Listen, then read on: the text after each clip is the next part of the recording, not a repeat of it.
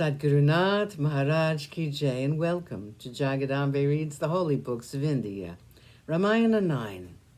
As you may remember, we were hearing how great it was in Ayodhya with Dasarata as the king. There was no meanness, no lust, and even ugliness was absent. The people were all well-read, and no one was an atheist. There was no unhappiness in the minds of even one of them. Such a good king was Dasarata, the descendant of the Ikshvakus. Dasarata had 8 ministers who were well versed in the art of advising the king in matters of importance. They were highly intelligent, great diplomats, and they were all the time interested in the well-being of the king and his subjects. The ministers were Dhriti, Jayanta, Vijaya, Siddhartha, Artha, Sadaka, Ashoka, Mantrapala, and Sumantra. The king also had great priests to advise him on matters pertaining to religion and religious rites and rituals. The chief of them was Vasishta and Vamadeva. They were great scholars, and they were famed for their learning, for their pride and self-respect, for their self-control, their penance.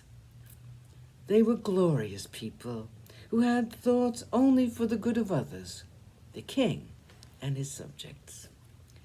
The king's ministers were so efficient that there was nothing which escaped their notice.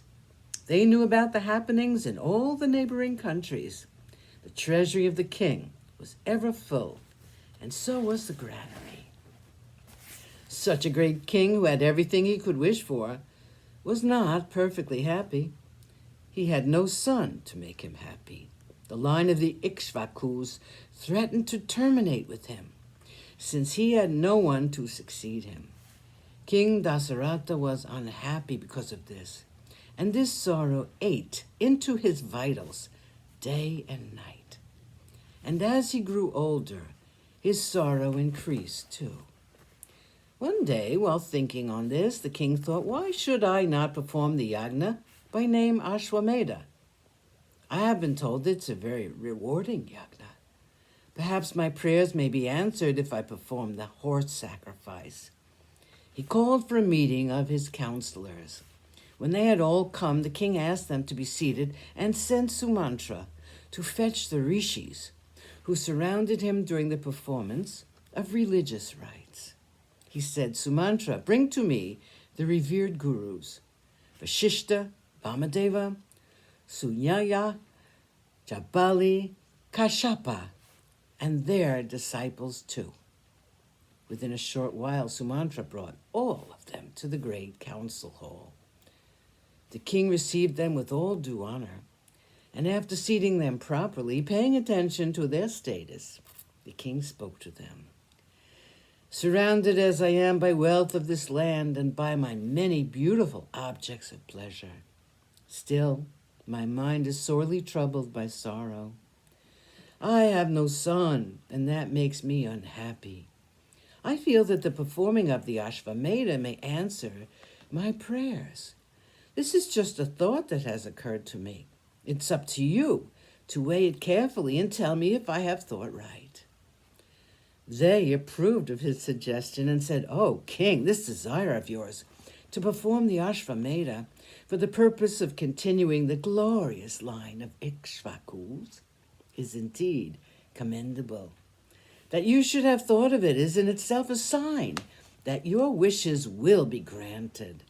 It is but right that we should hasten to make preparations for the yagna to be performed. Let us, from now, collect the materials for it. The horse should be found. Let the Yagnashala be built on the northern side of the river Sarayu. The king was very pleased with the spontaneous approval of those assembled in the hall. With his eyes wide open with joy, he spoke to his ministers. Take the advice of my acharyas and make all the arrangements. Construct the Yagnashala on the northern bank of the Sarayu, as has been suggested. All the rituals must be performed properly. Any lapse will cause severe repercussions on all of us. Be very careful to listen to the biddings of the mentors, Vasishta and the others. Sadhguru Nath Maharaj Ki Jai. Thank you for coming. I hope you come again.